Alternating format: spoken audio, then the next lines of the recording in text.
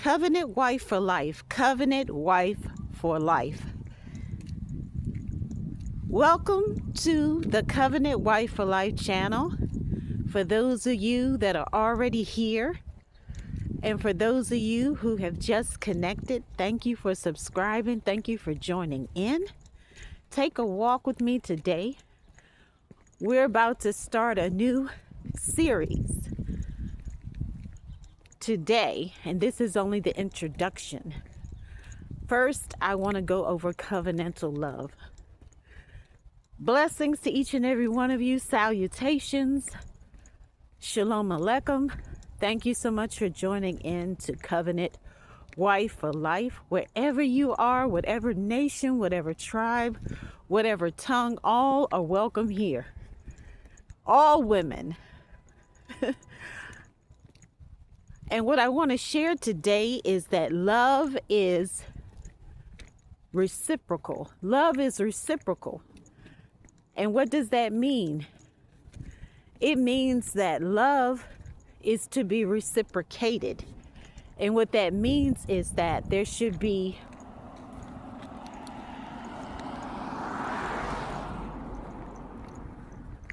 the interaction between two people. Someone gives love to you and you receive it and they give it back to you. So that's how the love is reciprocated. Because if the love is not reciprocated, that means it is a one-way transaction. And we need that two-way transaction. For example, when you go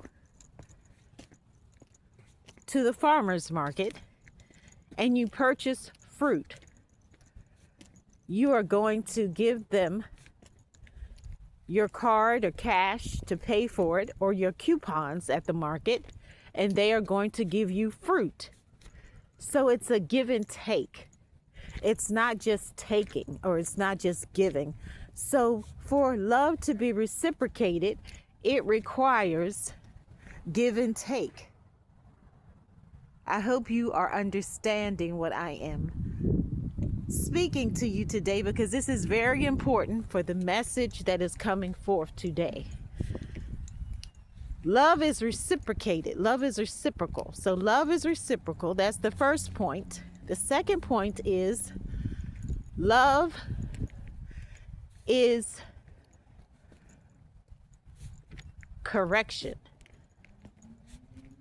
And it may seem strange to say that, but when you really love somebody, you're going to correct them like a parent, a mother or father would with a daughter or a son.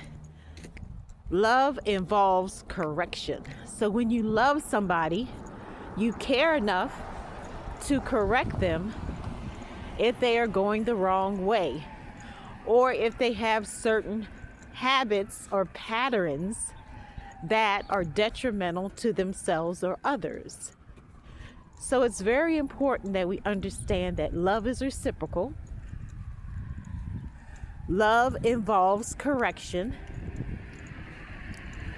And the third point is that love requires selflessness. If you love somebody, you have to be selfless. Love is a sacrifice.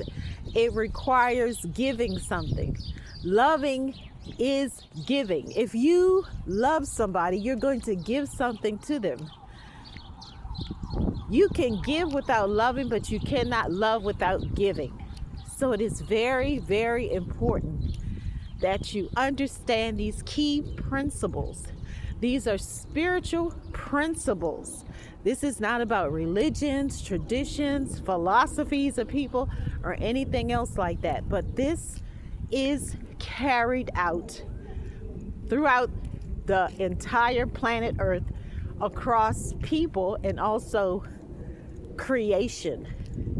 Animals and angels understand the covenantal love better than most people. Animals and angels, they thrive on love. Even though they are not like people and they don't have all the components and dimensions that people have, to some capacity, they have the understanding of covenantal love and keeping the covenant. What is it to keep the covenant? The covenant is established by our Maker, our Creator. And that covenant is for life, for a lifetime. And we must have the understanding that it's not optional. It's not something we can get out of when we don't want to be involved in it anymore. This is for a lifetime. This is an eternal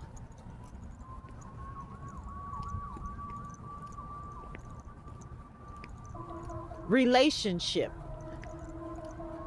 And in order for us to be those covenant wives for life, we have to have the understanding that we must be mature, we must be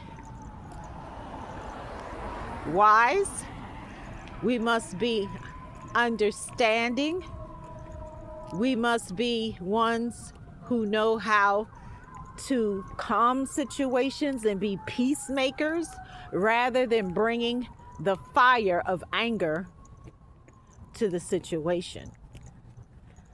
There are some difficult situations in which we walk through during this lifetime, but we have to be anchored in spiritual principles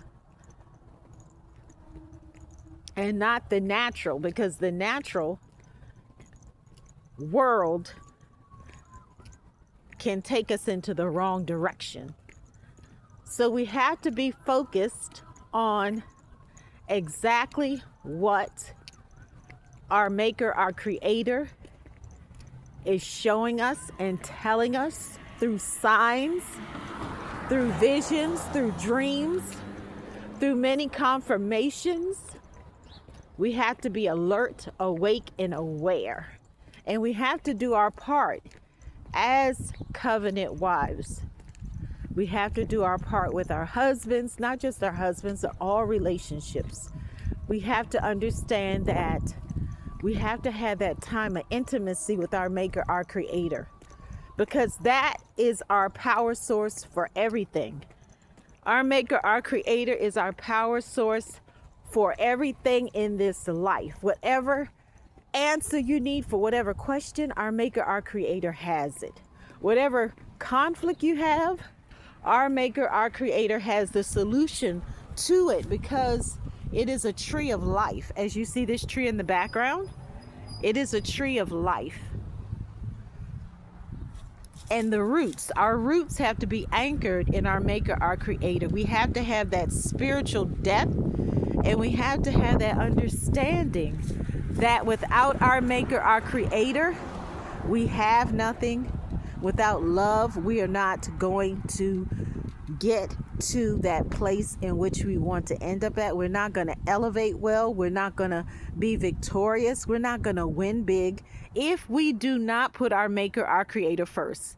We cannot put people, places, and things before our Creator. Not even our husbands.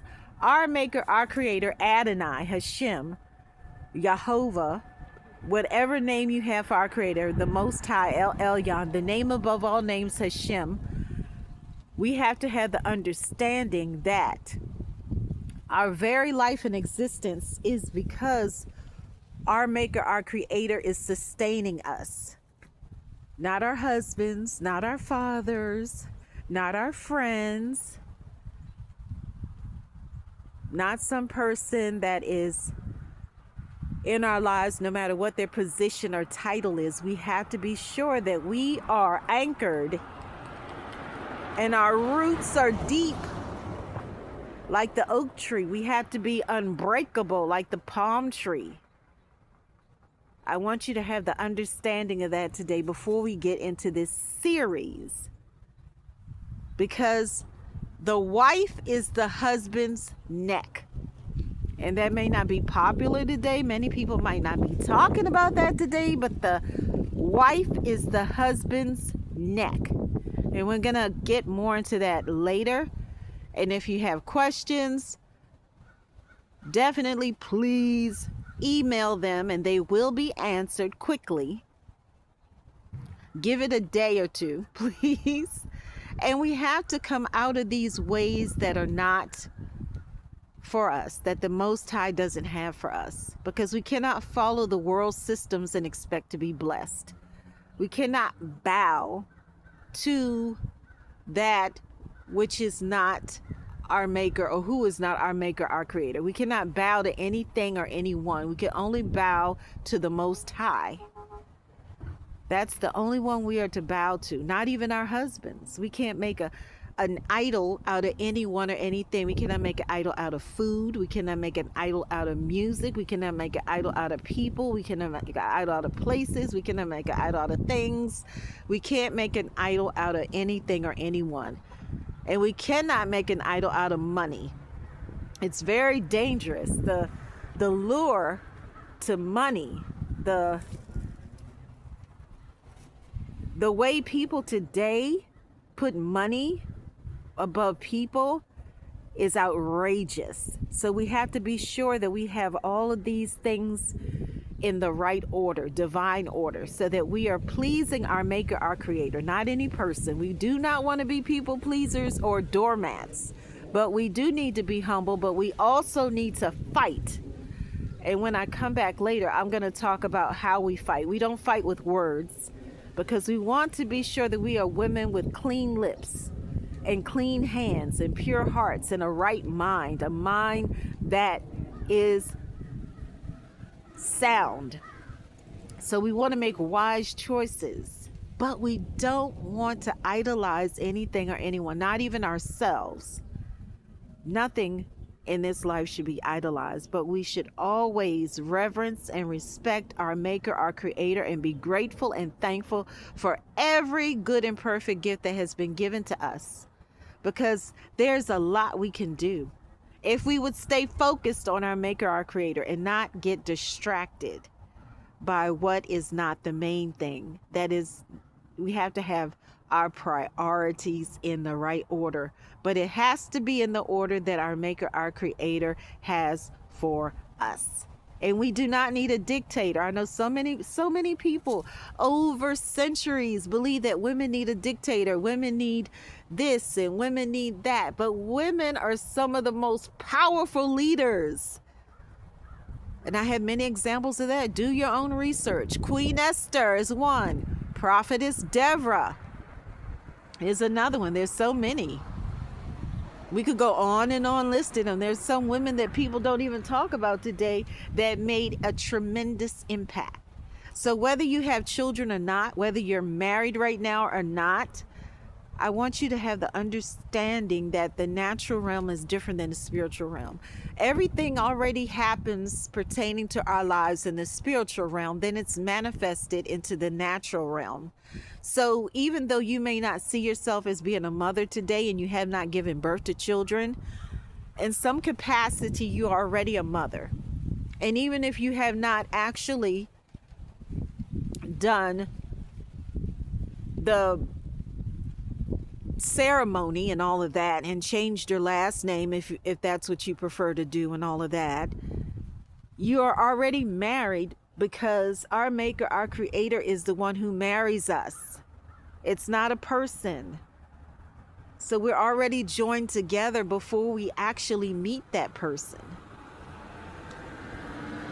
We're actually already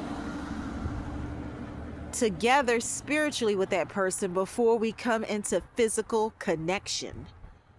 And you may ask, how will I know? How do I know it's my kingdom spouse, my kingdom husband? How do I know it's not a counterfeit husband? Oh, you will know, because when you get the right husband, the one sent by our maker, our creator, you're going to have some confirmations about it.